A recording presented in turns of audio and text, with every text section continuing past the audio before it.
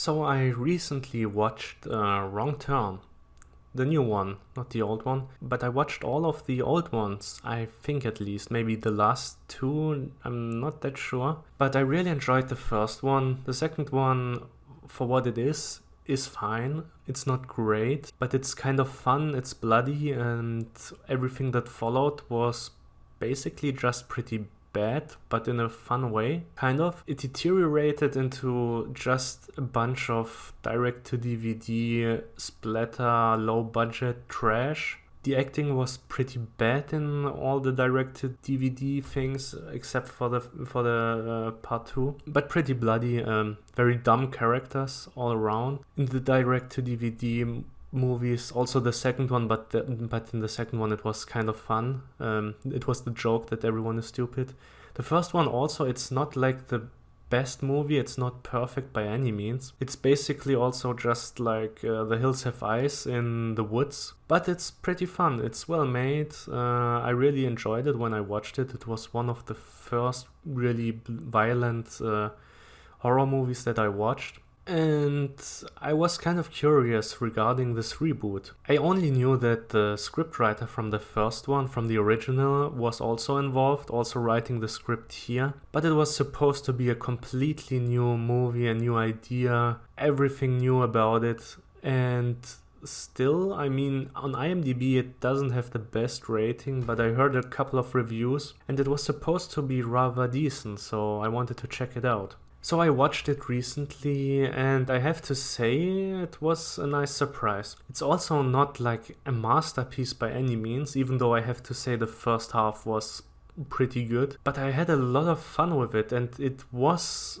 like a good version of The Village. I hoped it to go into a different spots, different ways at some points, but I was okay with mostly everything that happened. What we have here, I mean, I don't want to spoil this one, but I will explain the basic premise. We have here Matthew Modine, who looks more and more like David Cronenberg, and he's looking for his daughter who went missing in Virginia. Then we have a flashback, we're going back 6 weeks, and we see what happened to his daughter and her friends. It starts kind of annoying because we have his daughter who is she's a bit annoying. She's a know-it-all and doesn't seem to have any qualities but really just annoy people. Her boyfriend is kind of whatever, he's just there. Then she has her friend who is a doctor. She doesn't have enough screen time to really be everything. She doesn't do that much. Then there's also her annoying friend. Then this gay couple. And I mean, I don't have anything against gay characters, but it was a bit too much at points. They are holding hands all the time, and of course one of them is supposed to be Arabic, I think, and the other one,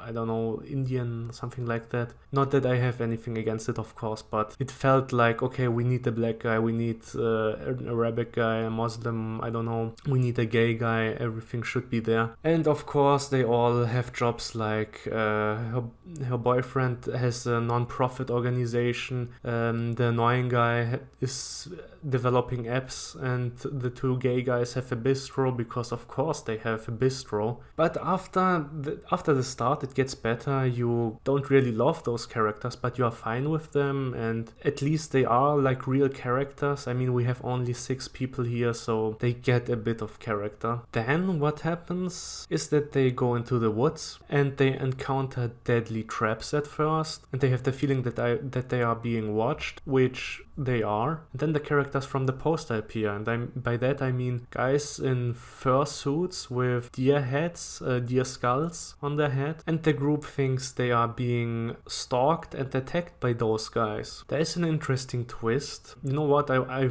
will spoil it, but here's the warning, because I just want to talk about it, and if you don't know anything about this movie, I think it is best to watch it that way, because even if you know the first movie or the previous movies, this one is very different, and the twists really work here, and I don't want to spoil too much, so here's your warning. I will talk about some spoilers now. Here are the spoilers. Basically what turns out to be the case is that they think that one of them got killed by those guys in the fursuits, and the asshole boyfriend, he just smashes head in with a big stick. One of the guys in the fursuit, he kills them. And then later on, they are being attacked, they think, and they all get captured by those guys in the fursuits. They then get dragged into a cave, and there is a court. They basically have to justify what happens because they killed one of those fursuit guys, and those guys they have a new community there. Basically, when the Civil War happened, those people, they just didn't want to participate in this war. They didn't want to join any side, so they built their own community where everyone is equal. They don't have wars, they just have their own rules, live by themselves. And now that one of them got killed, they have to have a court, they have to judge what happens with those outsiders. Because what turns out is that they just activated a couple of traps by accident that were supposed to be for deer hunting. Because this group, they just wanted to hunt deer, they didn't care for those people in their woods. And also the one guy who, tried to, there were those two guys who tried to help the asshole boyfriend, but the asshole thought that they were going to kill him. That's why he killed one of them, but actually what they wanted to do was to treat his wounds. At least that's what they say. And of course they don't want to just admit what happened, so they lie, and that makes everything worse because a girl saw what happened, and the asshole boyfriend, he knows he's going to die, so he does even worse things. He tries to have this girl as a hostage, and of course he gets overwhelmed, and of course he gets killed brutally, but the friends have even worse to suffer. Because the gay friend that is at this point still alive, he gets blinded with a rod that has been heated. They just stick it into his eyes and put him into a dark cave. The main girl, the annoying one, and her boyfriend, they just try to be part of the group now. It's kind of dumb, but I guess they just thought about how they could survive, and that was the best they could do. Because the annoying girl just says that her boyfriend, he can build stuff, that he's very good in it, he can take care of everything, and she is very healthy, she can bear kids and be of importance because of that for the community, and the leader of the community just agrees. So then we go back to the point where the movie started, when her father looks for her, and her father, he finds out about what happened there, kind of. He gets told that there is the foundation, and a local person helps him, because a lot of the locals have a grudge against the foundation, because a lot of people have disappeared there, it turns out. So he goes in the woods with one of the locals. The local gets killed, but he manages to find the foundation. He gets overwhelmed by them and also trapped. His daughter is basically like brainwashed, her boyfriend too. But at night it turns out that his daughter, she's still herself. She just waited for a chance to escape. And now, with her father in danger, she just tries to escape. She also tells her boyfriend, but he wants to stay behind, because he feels more at home here with the foundation. And then they try to escape through the woods. They get chased by the foundation members, and they kill quite a lot of them.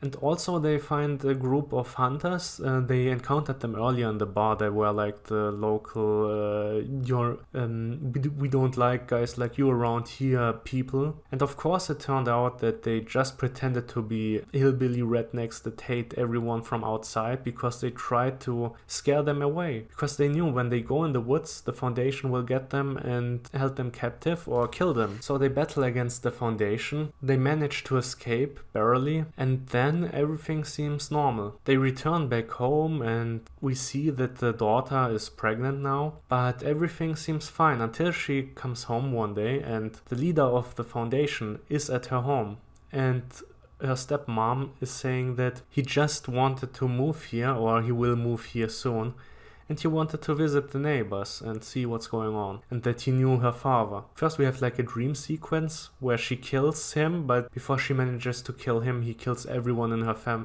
every member of her family.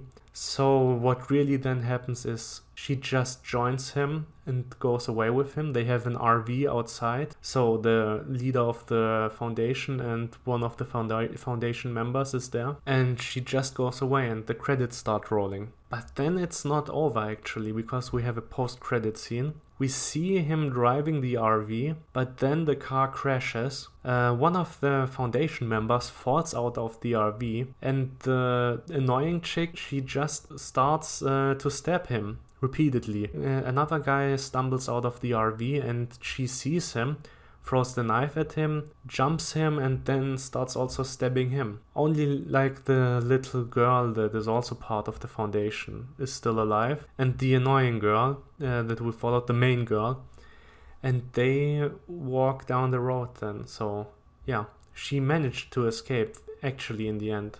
So that's fine. It's a bit cheesy, but I actually liked the ending. I would have probably didn't like it that much if she was just going back to the Foundation, because she had to suffer that much. Yeah, but that's basically the movie. Like I said, there is a lot that I liked. I would have preferred it to go a different way at some points. Because, for example, I really liked that it was basically just a misunderstanding. That none of the Foundation members wanted to kill any of them, but that it was just the misperception of the group of young people.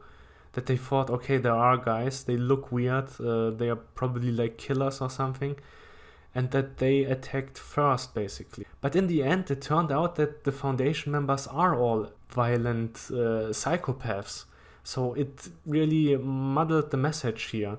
I mean, okay, when you just focus on the young people, they have treated the Foundation members wrongly.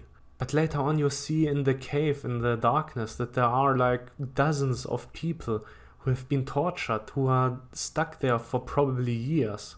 And also all the locals have an issue with the Foundation members, because they all lost someone there, or have been hurt by the Foundation members. So yeah, I mean, okay, maybe that was just like another twist, that you think, okay, they are not that bad at first, but then you see, okay, they are the worst persons that you can imagine. What I also didn't like that much was that the girl just offered herself as basically breeding material to them. I mean, okay, it was just fighting for survival at that point and finding any way to not getting killed or tortured there.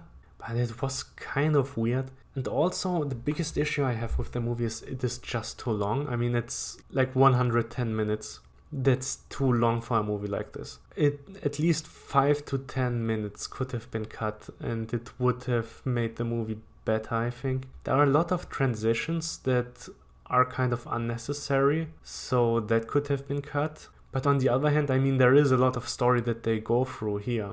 So, I don't know, maybe it would have been too fast. The movie would have been maybe running too fast through all the plot points if it would have been shorter. So, but overall, I would say it's probably on the same level as the first one. Maybe it's even better. And like I said, I like the first one quite a bit, actually. This one, it's different, it's well made, it's pretty violent at points, but not to the point that it is too gratuitous. There are mean injuries and wounds that are being inflicted here. Yeah, I mean, overall it was just like one of those early 2000s horror movies. But in a good way. I mean, sure, okay, they have a lot of stuff here, like I said in the beginning, the characters feel more like, yeah, we need at least one gay guy and a black guy, and they have to be hipsters, basically. But I didn't hate the characters, like I said. I mean, they can be annoying at points, but never to the point that I said, yeah, I hope they all die, or I hope they get killed soon. I was actually rooting for them to survive for the most part. I mean, of course, the asshole boyfriend, he deserves to die at some point.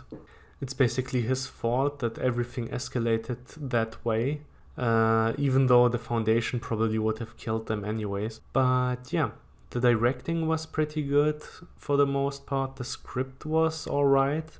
The acting was decent. It was okay to decent for the... Yeah, it was okay to decent. Let's stay there.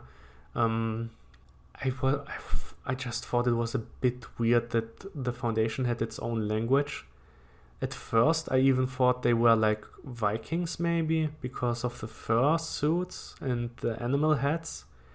So I thought maybe they are like Vikings that came to America but wanted to keep their old traditions. But I guess they really just were some freaky weirdos in the woods who like to kill people and have weird rules. I liked it. I give this one, a 7 out of 10. And like I said in the previous review, you can follow me on Letterboxd if you like. I log and review a lot of movies there, so there's always something going on. And yeah, have a nice day.